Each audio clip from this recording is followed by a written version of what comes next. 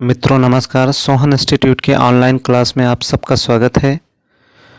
तो चलिए जीएस और जीके के महत्वपूर्ण प्रश्नों के साथ आज के सेशन की शुरुआत करते हैं। देखिए, पहला प्रश्न आपको स्क्रीन पर दिख रहा है कि द्वैध शासन का जनक किसे माना जाता है। पहला प्रश्न आपसे पूछ रहा है कि द्वैध शासन का जनक किसे माना जाता है। ऑप्शन ए में दिया है लॉर्ड क्लाइव, ऑप्शन बी में दिया है हेक्टर मुनरो, ऑप्शन सी में दिया है लॉर्ड मैकाले और ऑप्शन डी में दिया है सर लियोनिल कार्टिस।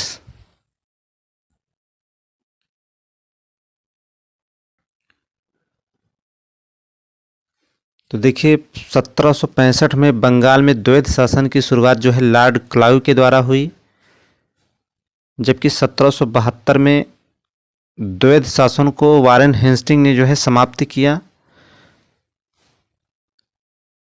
तो देखिए, द्वैध शासन का जनक जो है सर लियोनिल कार्टिस को माना जाता है। इसका सही जवाब होगा ऑप्शन नंबर डी।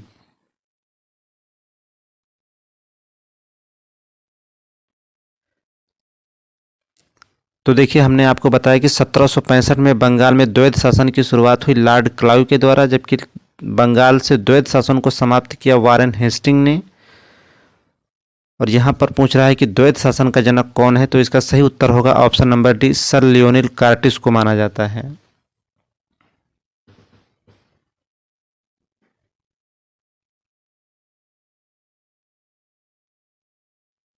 चलिए अगला प्रश्न देखते हैं।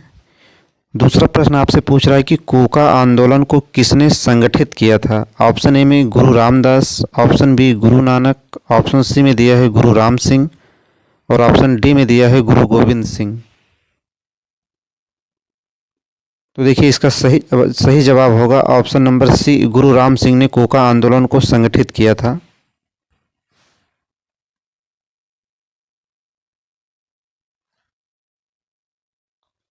तो विकल्प सी सही होगा यहाँ पर।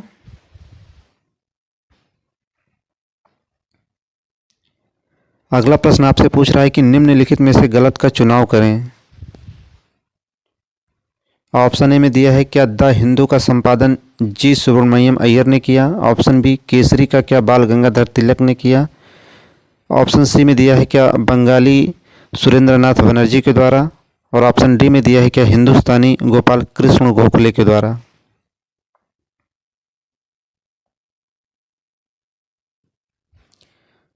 तो देखिए, द हिंदू जी सुब्रमण्यम के अय्यर के द्वारा यह सही है। केसरी और मराठा बाल गंगाधर तिलक के द्वारा, बंगाली जो है सुरेंद्रनाथ बनर्जी के द्वारा, जबकि हिंदुस्तानी जो है गोपाल कृष्ण गोखले के द्वारा नहीं, बल्कि यह गंगादास वर्मा के द्वारा जो है इस पत्रिका का संपादन हुआ है। जबकि गोपाल कृष्ण गोखले ने सुधारक समाचार पत्र का जो है संपादन किया। गोखले ने सुधारक समाचार पत्र का संपादन किया। इसका जो है विकल्प जो है डी सही होगा।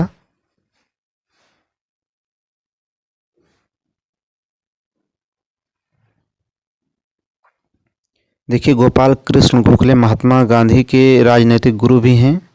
फिलहाल इसका जो सही उत्तर होगा ऑप्शन नंबर डी।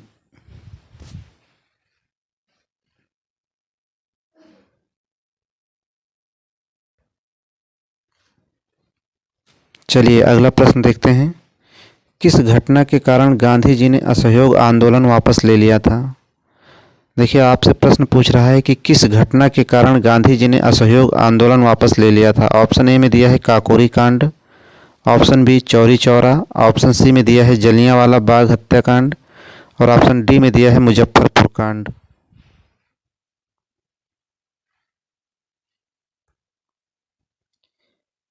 तो देखिए, काकोरी कांड आपसे पूछ सकता है 9 अगस्त 1925 को, जबकि चौरी चौरा कांड 4 फरवरी 1922 और जलियांवाला बाग आपसे पूछता है तो आपका उत्तर होगा 13 अप्रैल 1919 को, जबकि मुजफ्फरपुर कांड 30 अप्रैल 1908 को।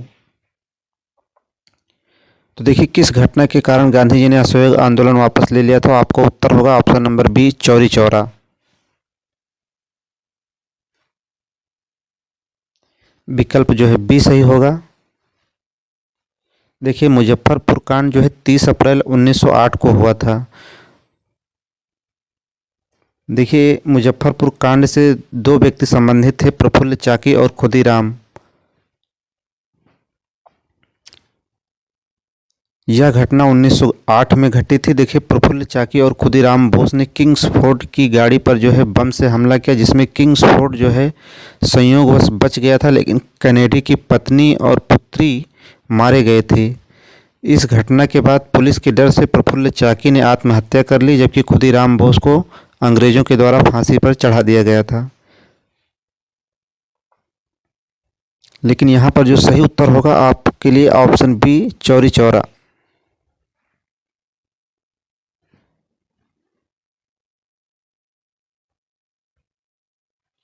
चलिए अगला प्रश्न देखते हैं। पूना समझौते का उद्देश्य क्या था? ऑप्शन ए, हिंदू मुस्लिम एकता। ऑप्शन बी, दलित वर्ग को प्रतिनिधित्व देना। ऑप्शन सी, राजाओं को विशेषाधिकार देना। और ऑप्शन डी में दिया है द्वैध शासन पर पुनर्विचार। तो देखिए, पूना समझौते का जो मुख्य उद्देश्य था, ऑप्शन नंबर बी में दिया है दलित वर्ग को प्रतिनिधित्व देना, इसलिए सही उत्तर होगा option number B.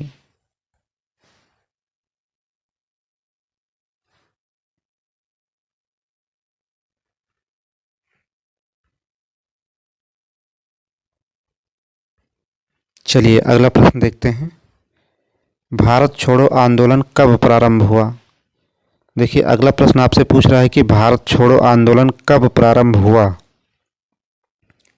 Option A, 9 अगस्त 1942। ऑप्शन बी, 10 अगस्त 1942। ऑप्शन सी में दिया है 15 अगस्त 1942। और ऑप्शन डी में दिया है 16 अगस्त 1942। तो देखिए, भारत छोड़ो आंदोलन जो है 9 अगस्त 1942 को प्रारंभ हुआ। इसका सही जवाब होगा ऑप्शन नंबर ए।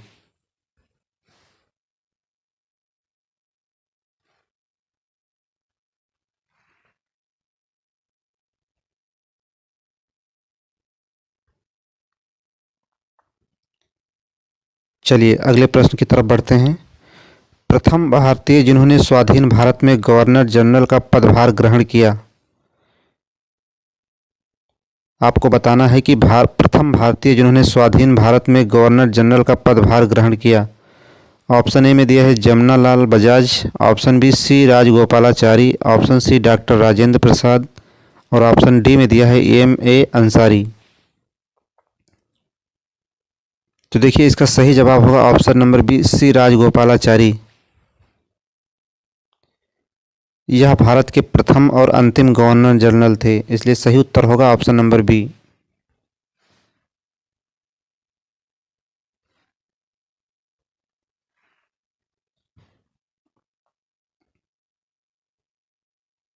चलिए अगले प्रश्न की तरफ बढ़ते हैं। अगला प्रश्न आपसे पूछ रहा है कि धन विधेयक पेश किया जा सकता है। ऑप्शन ए में दिया है केवल लोकसभा में। ऑप्शन बी, केवल राज्यसभा में। ऑप्शन सी में दिया है लोकसभा और राज्यसभा दोनों में। और ऑप्शन डी में दिया है संयुक्त सत्र में।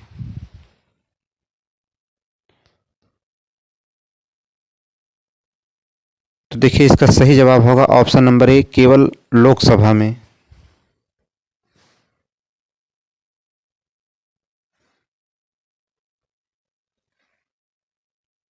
विकल्प ए सही होगा यहाँ पर। चलिए अगला प्रश्न देखते हैं। निम्न में से किस अनुच्छेद के अनुसार भारत के राष्ट्रपति द्वारा राष्ट्रीय आपातकाल की घोषणा की जा सकती है?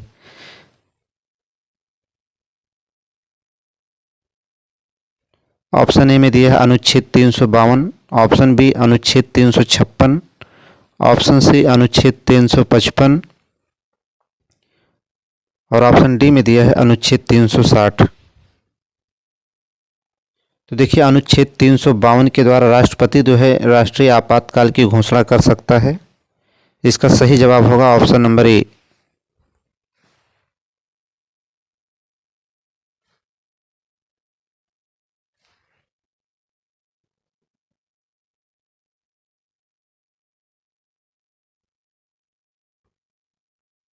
चलिए अगला प्रश्न देखते हैं।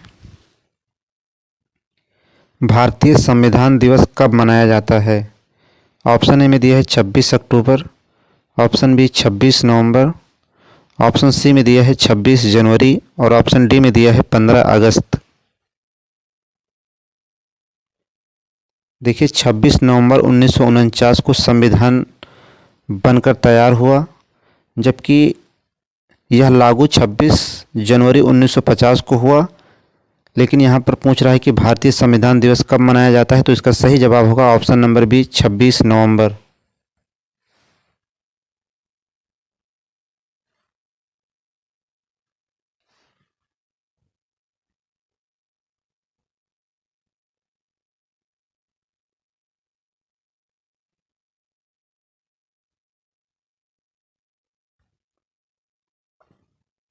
चलिए अगला प्रश्न देखते हैं। भारतीय नागरिकता नहीं प्राप्त की जा सकती है, तो देखिए किस दशा में जो है भारतीय नागरिकता नहीं प्राप्त की जा सकती। ऑप्शन ए जन्म से, ऑप्शन बी देशीकरण द्वारा, ऑप्शन सी में दिया है किसी भूभाग के सम्मिलन द्वारा, और ऑप्शन डी में दिया है भारतीय बैंक में धन जमा करके। तो देखिए इसका सही जवाब होगा ऑप्शन नंबर डी, भारतीय बैंक में धन जमा करके आप भारत की नागरिकता नहीं ले सकते हैं। इसका सही जवाब होगा ऑप्शन नंबर डी।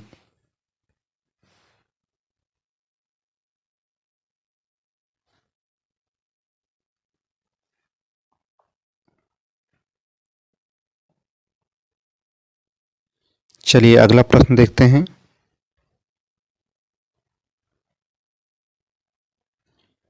अगला प्रश्न आपसे पूछ रहा है कि लोकसभा के लिए चुनाव में निर्वाचित होने के लिए किसी व्यक्ति के लिए न्यूनतम आयु सीमा है। ऑप्शन ए में दिया है 18 वर्ष, ऑप्शन बी 21 वर्ष, ऑप्शन सी में दिया है 25 वर्ष, और ऑप्शन डी में दिया है 30 वर्ष। देखिए लोकसभा के लिए चुनाव में निर्वाचित होने के लिए किसी व्यक्ति की जो न्यूनतम उम्र है वह होगी 25 वर्ष। विकल्प सी सही होगा, जबकि राष्ट्रपति और उपराष्ट्रपति बनने की जो है उम्र जो है 35 वर्ष है।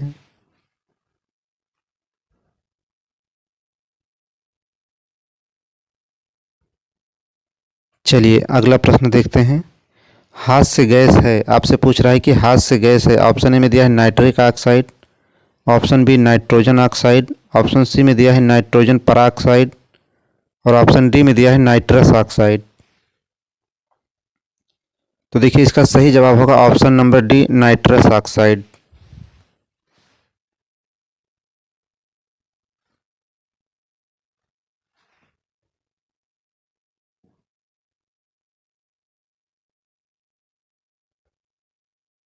चलिए अगला प्रश्न देखते हैं।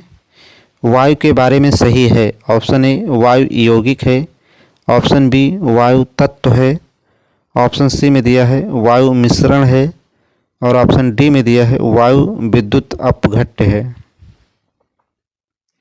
तो देखिए वायु यौगिक है, इसका सही जवाब होगा ऑप्शन नंबर ए।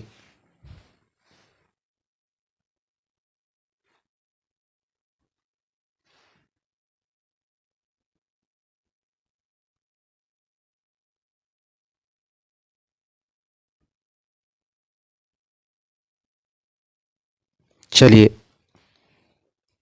अगला प्रश्न आपसे पूछ रहा है कि कछुआ वन्यजीव विहार कहाँ स्थित है।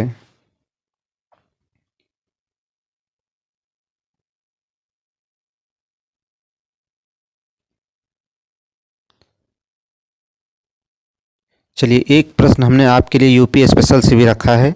कछुआ वन्यजीव विहार कहाँ स्थित है। ऑप्शन ए में दिया है सोनभद्र में, ऑप्शन बी सोरो में, और ऑप्शन सी में दिया है प्रयागराज में, और ऑप्शन डी में दिया है वाराणसी में। कछुआ वन्य जीव विहार जो है कहाँ स्थित है आपसे पूछ रहा है। ऑप्शन ए सोनभद्र में, ऑप्शन बी सोरो में, ऑप्शन सी प्रयागराज में, और ऑप्शन डी दिया है वाराणसी में।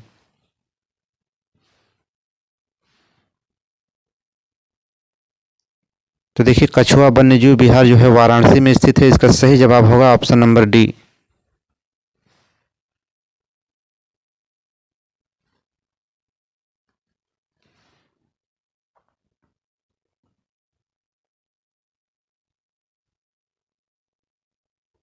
तो देखिए आज सभी प्रश्न आपके सुपर टेट एग्जाम की दृष्टि से बहुत ही महत्वपूर्ण थे।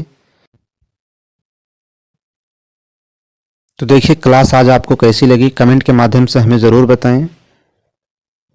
और जिन मित्रों ने अभी भी चैनल को सब्सक्राइब नहीं किया है वे चैनल को सब्सक्राइब कर बेल आइकन दबाएं, जिससे कि प्रत्येक क्लास का नोटिफिकेशन समय समय पर मिलता रहे।